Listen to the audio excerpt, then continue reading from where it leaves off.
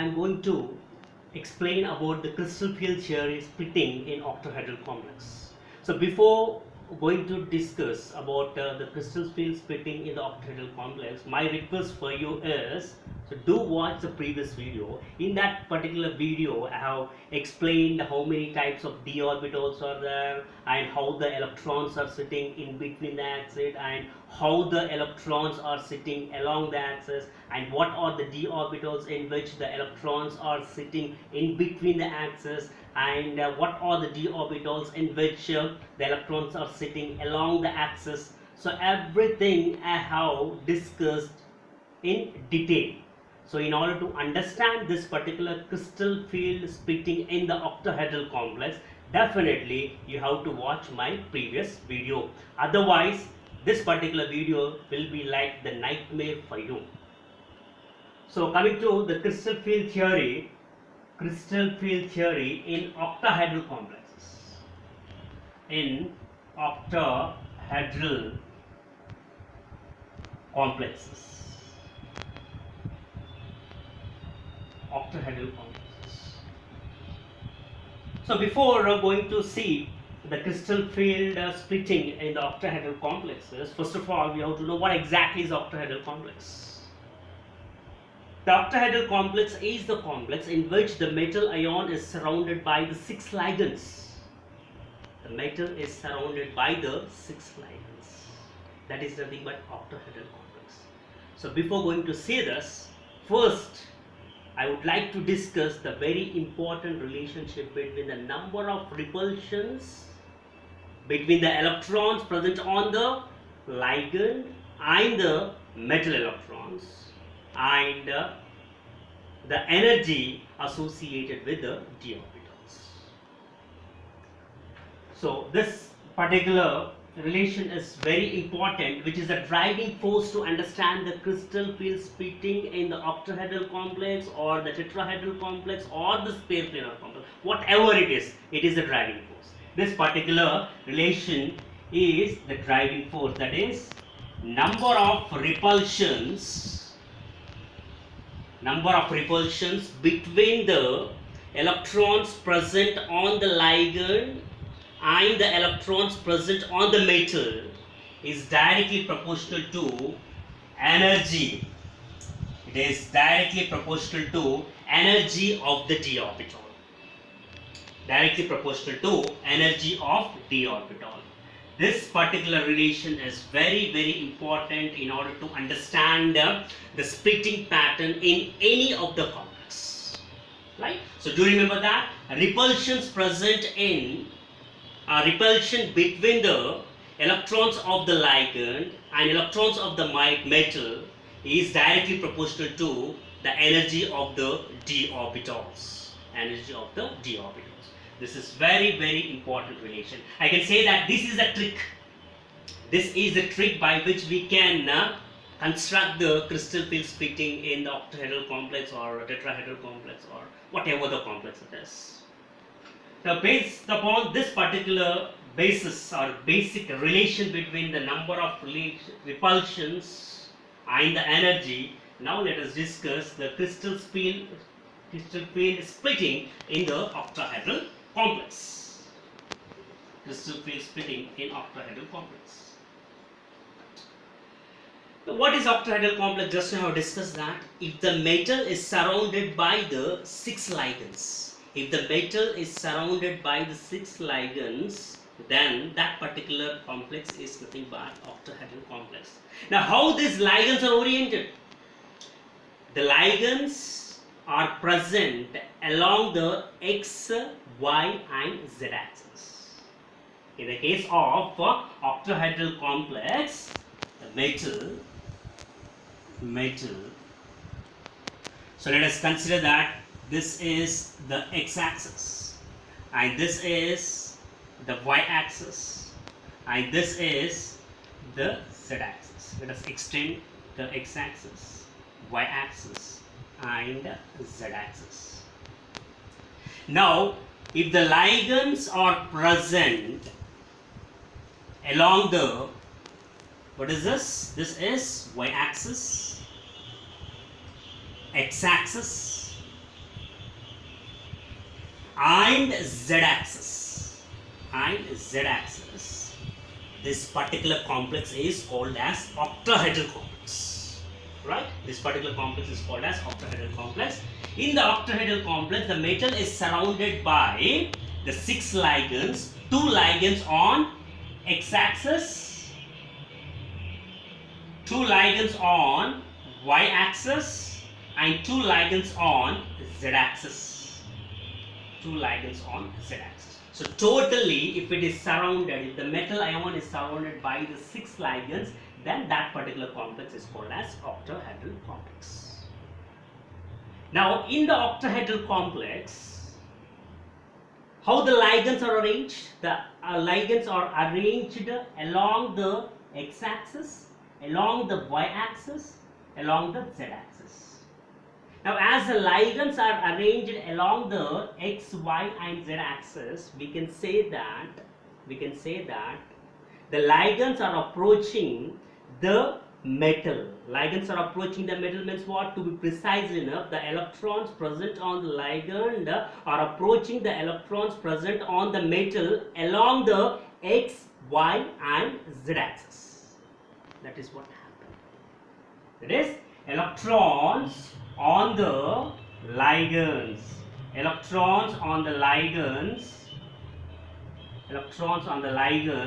which are part of x-axis, y-axis, and z-axis are approaching the metal along the x, y, and z-axis.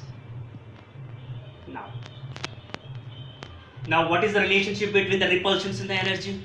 The relationship between the repulsion and energy is directly proportional, right? Now, in the case of octahedral complex, what is happening? The ligand electrons are moving in the direction of metal electrons along the axis. Now, what are the d orbitals?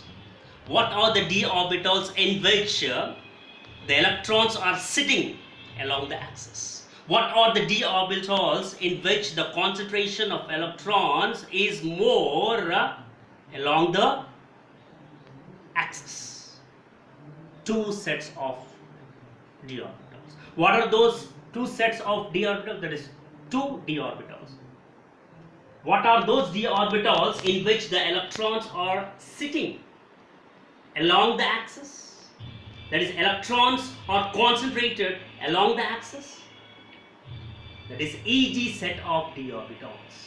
Eg set of d orbitals are the one in which electrons are sitting along the axis.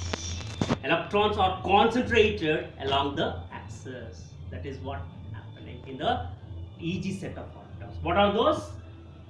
Eg set of orbitals: dx square minus y square and dz square. So dx square minus y square and dz square, this particular combination of these two is called as Eg set of d orbitals. In the previous class, in the previous video, I have explained this very clearly. So based upon this, as in the case of the octahedral complex, the ligand electrons are approaching along the axis, the maximum repulsion are experienced by the Eg set of d orbitals, because in the Eg set of d orbitals only the electrons are sitting along the axis. That is, the concentration of the electrons is more along the axis. Now, as the repulsion is directly proportional to energy, now what will happen? This Eg set of d orbital will occupy the maximum energy level, whereas the T2g set of d orbitals occupy the lowest energy level. This is what exactly happens in the octahedral complex, as the ligand electrons are approaching along the axis, along the x, y, and z axis of the metal ion. Hence, what is happening? Whatever the d orbitals in which the electrons are sitting along the axis, whatever the d orbitals in which the concentration of electrons is more along the axis, or increasing, the repulsions are increasing. As the repulsion increases, the energy increases, because repulsions is directly proportional to energy. That is, number of repulsions on the ligand electrons and metal electrons is directly proportional to energy. And since the Eg set of in this Eg set of d orbitals, as the electrons are placed along the axis, or the concentration of electrons is more along the axis, they will occupy the maximum energy, and the next set of d orbital will occupy the minimum energy. So now let's try to draw the crystal field splitting diagram of octahedral complex with this information. Whatever the information I give to you, according to that, let us draw the crystal field splitting pattern in octahedral complex. So 5 d orbitals, already we know that, 1, 2, 3, 4 and 5 d orbitals. Out of 5 d orbitals, the first d orbital is dxy, second d orbital is dyz, third d orbital is dxz, and fourth d orbital is dx square minus y square, and the fifth d orbital is dz square. Now, whenever the metal is in the ionic gaseous form, then these 5 d orbitals will be in the degeneracy. That is, whatever the energy associated with these 5 d orbitals is one and same. But whenever the ligands are attached to the metal in the octahedral complex, the degeneracy among all these 5 is removed. Now they will occupy the average energy level. They will occupy the average energy level. 1, 2, 3, 4 and 5. They occupy the average energy level. That is, the first one is dxy, dyz, dxz, dx square minus y square, and dz square. And about the average energy level, I have explained in detail in the previous video. If there is any ambiguity in this video, you can watch the previous video. Average energy level, average energy level, average energy level. Now what is happening? The ligands are approaching along the axis. Now this combination of dxy, dyz and dxz is T2g set of orbital, and the combination of dx square minus y square and dz square is Eg set of orbital. Now what happens? The ligands or electrons are approaching along the axis. Now whatever the d orbitals in which the electrons are sitting along the axis, or whatever the d orbitals in which the concentration of electrons is more along the axis, they will experience maximum repulsion. Accordingly, this combination, that is Eg set of d orbitals, will occupy the maximum energy level. 1 and 2. The first one is dx square minus y square, and second one is dz square. Now whenever one set of orbital is occupying the higher energy level, another set of d orbitals occupy the lowest energy level. Occupies the lowest energy level. What are the T2g d orbitals? When the Eg orbitals are occupying the highest energy level, then T2g d orbitals occupies the lowest energy level. What are those? dxy, dyz and dxz. And this is the average energy line. This is average energy line, average energy line. Now the difference between this is Eg set of orbitals, and these are T2g set of orbitals. Now the difference between Eg set of orbitals and T2g set of orbitals in crystal field splitting of octahedral complex is represented by delta O. O is nothing but octahedral complex. The energy between Eg set of orbitals and T2g set of orbitals is delta O. O stands for octahedral complex. Octahedral complex. Now let us see what is the energy gap between average energy line and T2g set of orbitals. The energy between average energy line and T2g set of d orbitals is minus 2 by 5. Minus 2 by 5. Now there is no need to buttify it as minus 2 by 5. So it is very easy to remember the value. The value means the energy gap between the average energy line and T2g set of d orbitals. The trick is, how many orbitals are there totally? How many d orbitals are there? So totally 5 d orbitals are there.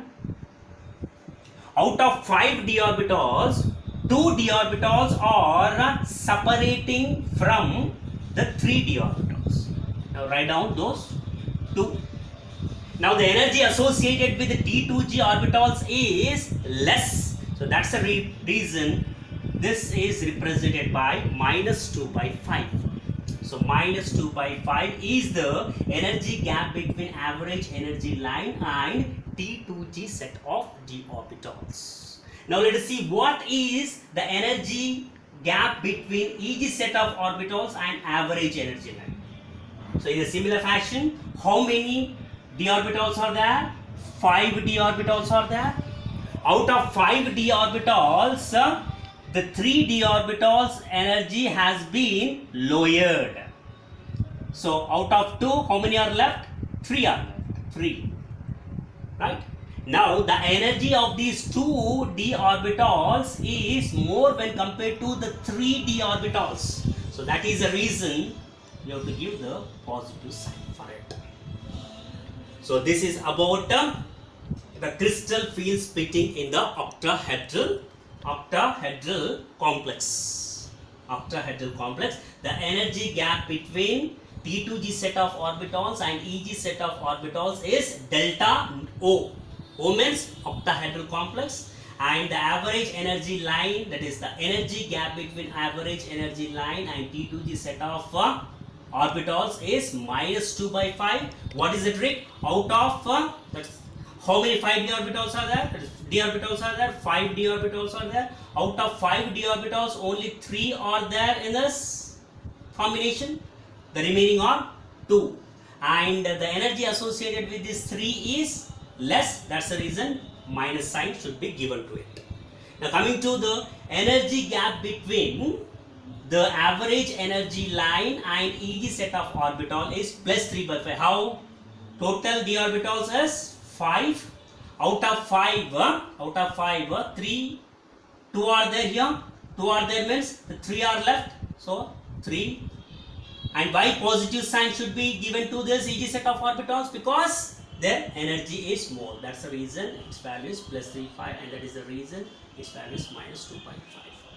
So in order to summarize, in the octahedral complexes, the ligands will approach along the axis. In fact, the electrons on the ligands approach the electrons of the metal along the axis.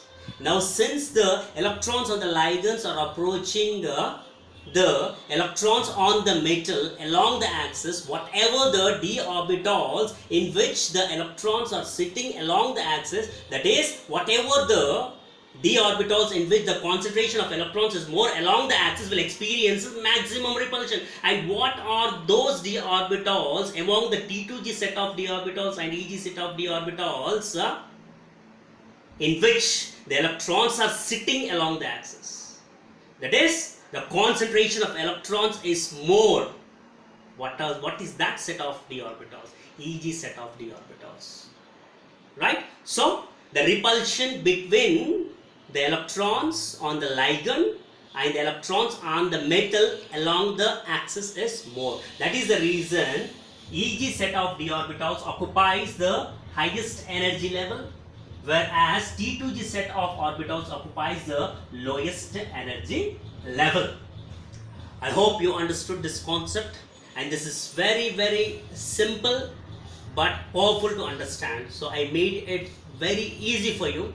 And if there is any ambiguity in this particular video, please do watch the previous video, because in the previous video I have explained each and every basic which is needed, which is required to understand the crystal field splitting in either octahedral complex or tetrahedral complex or square planar complex. Thank you.